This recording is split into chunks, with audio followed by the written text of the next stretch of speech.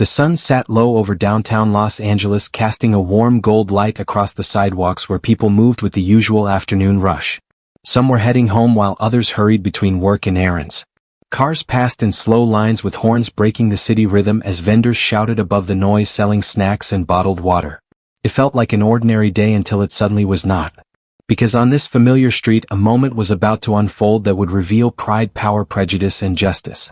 And it began with a man who believed the streets he patrolled belonged to him. Officer Briggs stepped out of his cruiser with the same swagger he had carried for years. A confidence built on fear rather than respect. His boots struck the pavement with a heavy sound while his sunglasses reflected the crowd he scanned like prey. People avoided his eyes. Everyone in the neighborhood knew his reputation. Briggs did not just enforce the law. He used it as a weapon. Anyone who looked different, suspicious, or simply not worth his time became his target. To him the badge was not responsibility. It was a throne. On that same sidewalk a quiet figure walked with calm, steady steps, unaware of the storm building in his direction. Steven Seagal moved with the relaxed confidence of someone who had nothing to prove. Dressed in plain jeans, a dark jacket, and sunglasses, he blended into the crowd. No entourage. No cameras. No spotlight. Just a man walking toward the community center he funded. A place where struggling youth learned focus, discipline, and strength. But none of that mattered to Officer Briggs. He did not see a community leader. He did not see a respected figure. He did not see a man who had trained officers around the world. He saw only one thing. Someone who did not look like he belonged. Briggs narrowed his eyes and called out loudly enough to turn heads. "Hey, you there." Steven paused and glanced back calmly, unsure if the shout was directed at him. "Yeah, you," Briggs snapped, pointing a finger. "Do not act dumb. Get over here." A small circle of people slowed to watch. Some recognized Steven immediately. Others simply sensed trouble. Steven walked over with his hands visible and his voice steady. "Officer, is something wrong?" Briggs smirked. That same smirk people had seen many times. The one that appeared just before harassment began. "You tell me," he said, circling Steven like a predator. "What are you doing in this neighborhood?" Steven raised an eyebrow. "Walking." Briggs laughed. "Yeah, sure. And where is your ID? Or do people like you just wander around and hope no one notices?" The crowd grew tense. A few exchanged uneasy looks. The meaning behind the words was clear. Steven remained patient. "I am heading to the community center. I come here every week." Briggs scoffed. "So now you are some kind of hero. Save it. You look like trouble and you are going to prove you are not." Steven took a slow breath. "Officer, I do not want any problems." But Briggs wanted exactly that. "Hands where I can see them," he ordered. Before Steven could respond, Briggs grabbed his arm and spun him around. The metal cuffs snapped shut with a sharp click that echoed down the street. Gasps moved through the crowd. "Officer," Steven started to speak. "Shut up," Briggs snapped as he shoved Steven toward the patrol car. "People like you never learn." Phones came out. Whispers filled the air. Someone muttered, "Does he even know who that is?" But Briggs did not care. In that moment he believed he had full power. He believed he could treat anyone however he wanted. What he did not know was this. The man he had just handcuffed had the authority to end his career in minutes. And 9 minutes later everything would change. As the cuffs locked, the world around them seemed to pause. But the story of how things reached this point began long before Briggs tightened the metal around Steven Seagal's wrists. To understand what truly happened in those 9 minutes, you have to see the full picture. The street, the people, the tension, and the dangerous arrogance that had been building for months. It was just after 3 in the afternoon when Steven turned onto Maple Street, a neighborhood he knew well. The youth center at the end of the block was more than a building to him. It was his personal mission. Years earlier, when crime and gang activity were rising, Steven quietly stepped in and funded programs that taught local teens martial arts, discipline, and confidence. He hired instructors, counselors, and even paid for therapy. He never advertised it. Never placed his name on a plaque. He simply showed up. Every Tuesday and Thursday he walked from his car to the center, greeted the kids, and trained with them. He did not want a bodyguard. He did not want a crowd. He wanted the kids to see him as someone who believed in them, not as a celebrity above them. But today his routine collided with a storm. Officer Briggs had been reassigned to Maple Street after a series of behavior complaints uptown. To the department the move was a warning. To Briggs it felt like punishment. He blamed everyone but himself, and that bitterness fed his arrogance. His reputation spread quickly. In 2 weeks 3 shop owners reported rude behavior. A single mother said he yelled at her for walking too slowly. A teenager was stopped and searched without reason. But nothing ever stuck. Briggs always had an excuse. He twisted the truth to protect himself. And worst of all, he enjoyed the fear. So when he saw a man walking confidently without flinching from authority, without showing intimidation, his ego reacted. Steven had no idea he was even on Briggs' radar. He was thinking about the kids he would train. Little Marcus learning to control his anger. The shy twins who looked up to him. The new group excited for their first self-defense class.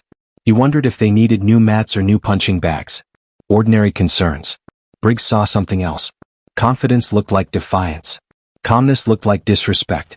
And when Steven did not instantly submit to his aggressive tone, Briggs convinced himself he had found his next example. When Briggs called out, Steven turned with quiet confusion, not fear. He did not run. He did not argue. He simply asked a respectful question. But to Briggs, the lack of immediate submission was enough. This was not about crime. Not about suspicion. Not about policing. This was about ego. The crowd thickened. Shopkeepers stepped outside. People sensed tension. Steven stood tall, not in challenge but with calm control. "Officer, I do not want trouble. I am simply walking to the community center." Briggs smirked. "Everything is trouble when I say it is." He did not ask for ID properly. He did not ask questions like a real officer should. He assumed guilt based on appearance and prejudice. Steven tried to de-escalate. He had trained thousands in discipline, respect, and restraint. But Briggs had not been trained in humility. Whispers moved through the crowd. "That is Steven Seagal. He comes every week. Does that cop not recognize him?" A teenager pulled out a phone. A mother shielded her child. An old man shook his head. "This will not end well." Briggs ignored them. He leaned into the attention, believing it was dominance. When he grabbed Steven's arm, the crowd gasped. When he twisted it, the murmurs grew.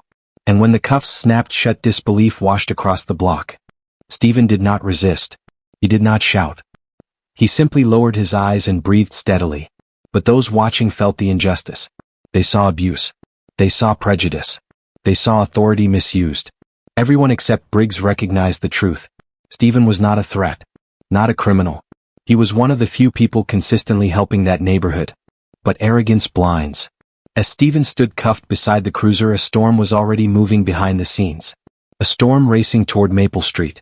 A storm that would overturn everything Briggs believed about power. He had no idea who he had just handcuffed. But he was about to learn. And the next 9 minutes would redefine his career. The cuffs dug into Steven's wrists as Briggs shoved him against the hood. The gathered crowd tightened into a ring of witnesses. Some shocked. Some angry. All aware they were watching something wrong. Briggs pressed harder than necessary, not for safety but to dominate. "Look at you now," he sneered. "Not so calm anymore." Steven remained composed. His breathing steady. His eyes focused. He had seen men like Briggs before. Men who confused cruelty with strength. "Officer," Steven said quietly, "you are making a mistake." Briggs laughed sharply. "And what will you do? Quote martial arts wisdom at me?" He leaned in. "Around here you are nobody. My street. My rules." Steven stayed silent. The silence carried weight.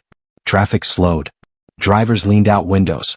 A mother moved her toddler behind her legs. An elderly man gripped his cane tightly. 2 teens live streamed the scene with comments flooding in. "Is that really Steven Seagal? Why is the cop acting like this? This is wrong." Then one uncertain voice cut through it. "Officer Briggs." It was the rookie nearby. "Sir, I think we should double-check this." Briggs turned immediately. "Are you giving me orders?" "No, sir, I am just saying." "You are saying nothing. Watch and learn how real officers handle low lives." The rookie flinched but stepped back and quietly opened his tablet. His hands shook as he typed in the name being whispered. Steven Seagal.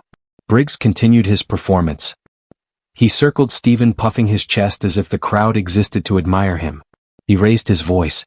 "You see this? This is what happens when someone thinks they are above the law." The crowd murmured. No one was convinced but Briggs. Steven lifted his gaze. "Officer, you crossed the line." "I did not resist. I did nothing wrong." Briggs laughed. "Wrong. You think I need a reason? I can detain whoever I want. That is how this works."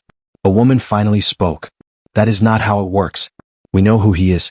Briggs shot her a glare. "You know him personally. You're going to say he is famous." She hesitated. Briggs took it as weakness. "Just another guy pretending to matter." The rookie returned urgently. "So you need to see this record." Briggs ripped the tablet from his hands and snapped it shut without reading. "I told you to stay quiet. You follow orders." The rookie stepped back, eyes filled with frustration.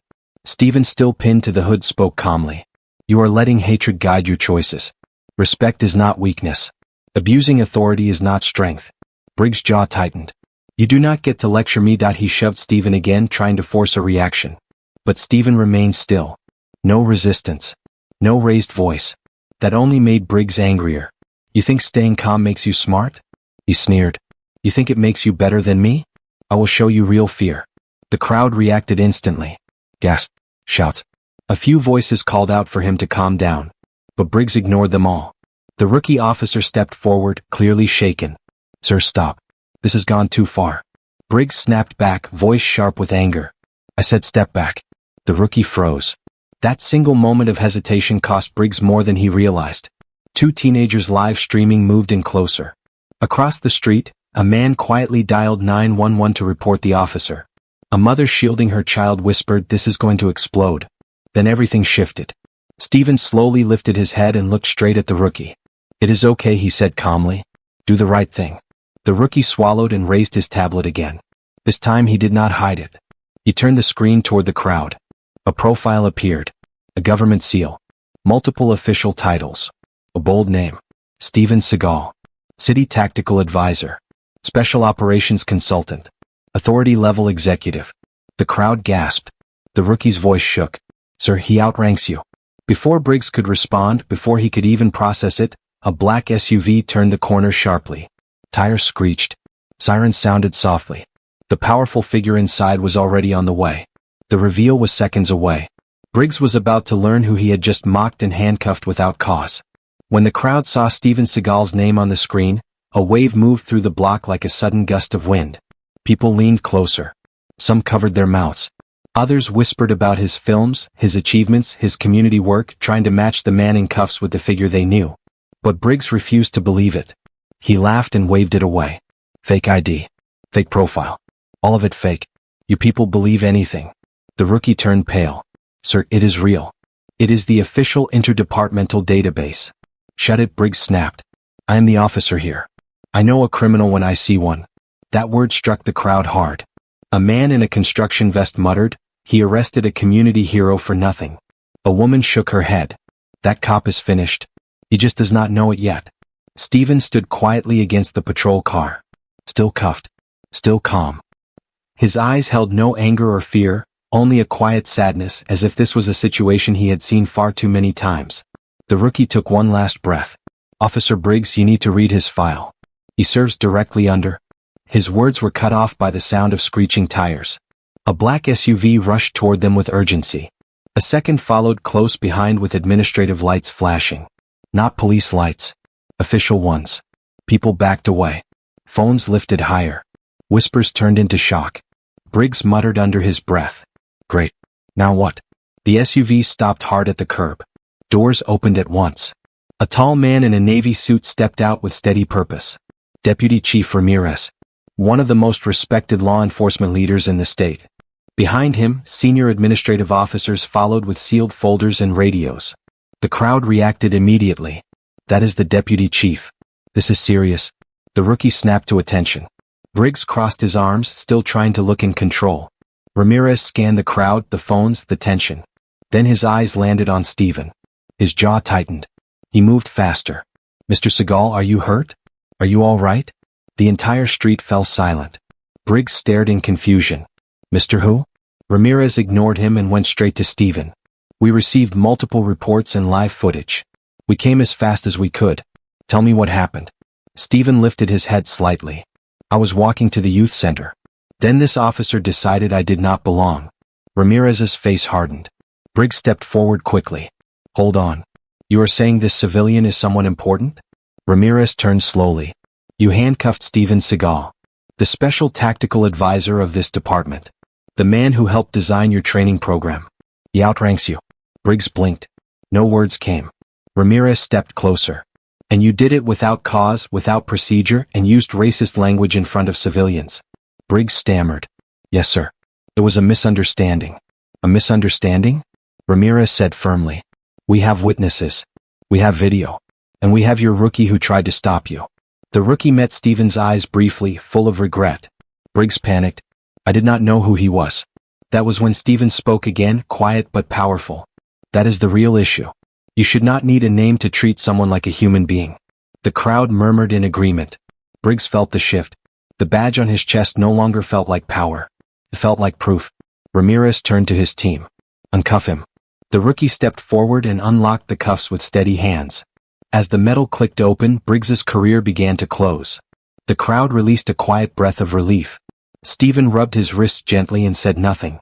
The air on Maple Street felt suspended in time. Phones raised. Whispers grew. Everyone sensed that something final was approaching. Steven stood calmly, now free, his presence commanding quiet authority. Briggs staggered back, pale and shaken. For the first time he had lost control. Voices spread through the crowd. That is the real Steven Seagal. He works directly with the commissioner. This cop is done. Steven remained silent. His calm carried more weight than any argument. He glanced at the crowd, the teens recording, the elderly neighbors, the mother holding her child. He gave a small nod to the rookie. Then the last vehicle doors opened. Two top administrators stepped out, followed by the police commissioner himself. The crowd gasped again. Phones buzzed faster. Authority had arrived. Mr. Seagal, the commissioner said as he approached. Are you all right, sir? We received live footage. His eyes moved to Briggs and narrowed. Briggs tried to speak. Nothing came out. His power was gone. The same crowd that watched him humiliate Steven now watched him fall. Whispers spread. He is finished. Others stood in shocked silence, struggling to grasp how fast control had shifted. Steven looked at the commissioner and then at Briggs. His voice stayed calm, yet every word cut clean through the tension. I was on my way to the youth center. I did not expect hostility. I did not expect abuse. But this officer decided I looked like a criminal. That judgment was based only on prejudice. The crowd murmured in agreement. Respect is not gained through fear or intimidation. It is shown by treating every person with dignity. The commissioner turned toward Briggs with controlled anger. Do you realize who you handcuffed without cause? Do you understand how serious this is? Briggs swallowed hard, shaking as he searched for an excuse. Sir, I did not know. The commissioner stopped him sharply. You do not need to know a name to treat someone like a human being. Your behavior is unacceptable. This kind of misconduct has consequences. Briggs scanned the crowd, then the rookie, then Steven. Fear replaced his earlier arrogance. The truth hit him in front of everyone and on countless phones. He had abused his authority and exposed himself. There was no escape from it. Steven then spoke again with quiet authority. The lesson is simple. Respect is universal. You do not wait to learn who someone is before you treat them properly. Every action matters, especially when you think no one important is watching. One day the person you disrespect may hold the power to change your life. His words carried no threat. They were steady, firm, and final. The commissioner nodded and turned to the administrative officers. Handle this now. One officer removed Briggs' badge. Another took his radio. The crowd released a long breath that had been held for 9 minutes. Briggs dropped to his knees, stunned, staring at the badge as if it had turned into fire. I'm sorry. I did not know. Steven looked at him with quiet understanding. That is the problem. You did not know. That is why respect must be given, not forced through fear or rank. Steven turned to the rookie officer who was still shaking but standing firm. You did the right thing by speaking up. Integrity matters more than strength in numbers. Hold on to it. The rookie nodded in disbelief. The crowd began to murmur again. Some clapped softly. Others kept recording. Steven walked past Briggs with calm control. He did not celebrate. He did not shout. He simply walked, leaving behind a lesson stronger than words. The message was clear. Power without humility is weak. Arrogance exposes itself quickly. True respect is worth more than authority granted by a badge. Type respect in the comments if you believe humility is stronger than authority. Tell me where you are watching from. Thank you to everyone who believes doing what is right still matters. Maple Street fell silent in the way only real moments of reckoning can cause. The crowd that had been buzzing minutes earlier stood frozen as the final moment unfolded. Officer Briggs knelt on the pavement. His badge gone. His radio removed. The weight of reality pressed on him. Every act of disrespect returned to him. He had abused power, humiliated an innocent man, and done so out of ego and bias. For the first time in his career, he understood that consequences were real. Steven Seagal did not raise his voice. He did not need to. Every camera felt the weight of the moment. He approached Briggs slowly with patience, not pride. There was no satisfaction in his steps. Only calm authority built from discipline and integrity. Sir. Briggs whispered. I'm sorry. I did not realize who you were. The crowd watched in silence. That is the problem. Steven said quietly but firmly. You should not need to know who someone is to treat them with respect. His gaze moved across the street. Respect is not based on fear. It is not conditional. It is shown at all times. The rookie felt the lesson sink deep. He had hesitated but still tried. Now he understood that integrity outranked authority. Briggs stared at the empty space where his badge once was. Panic and shame filled his chest. The power he trusted had vanished. It was replaced with accountability. All because he failed at the one thing that mattered most. Respect. Steven turned to the commissioner. I came only to visit the youth center. To check on the kids. I did not come seeking conflict. But the lesson has been made clear. The commissioner agreed. This behavior cannot continue. Accountability is immediate. Officers moved to take Briggs into custody. The crowd reacted softly. Some clapped. Some whispered into phones. A rare moment of justice had been seen in real time. Briggs leaned against the patrol car in silence. He now understood that respect cannot be demanded. It is given. It can only be lost through cruelty. Steven turned again to the rookie. You did the right thing. It was not easy. Integrity will guide your career. The rookie nodded in quiet pride. Steven walked toward the youth center. The crowd parted naturally. Every step steady. The lesson remained behind him. Abuse of power fades. Integrity lasts. Respect is universal. People slowly dispersed. A mother adjusted her child and shook her head. Teenagers replayed the moment his badge was removed. It was more than a viral clip. It was a real lesson in accountability. Type respect in the comments if you believe integrity and humility matter. Tell me where you are watching from. Let this lesson spread. Maple Street returned to its normal rhythm, but the feeling in the air had changed. Steven walked away calm and composed. Briggs' authority was gone. His badge now rested in administrative hands. This was not revenge. It was accountability, built on integrity. Steven paused at the sidewalk and spoke once more. This is not just about one officer. It is about how we treat people when we think no one is watching. One day the person you look down on may change everything. People recorded in silence. Parents explained to children. The rookie stood quietly transformed. Steven continued. Power is not measured by fear. Influence is not built on titles. True strength is found in humility and dignity. The crowd reflected on their own lives. Then Steven added softly. Every act of respect matters. It builds a safer world. He paused once more. Wherever you are watching from, ask yourself if you treated others fairly today. Type respect in the comments if you believe humility is real strength. Share this message. Authority without integrity is empty. Integrity without recognition is timeless. As Steven finally walked away, the crowd dispersed slowly.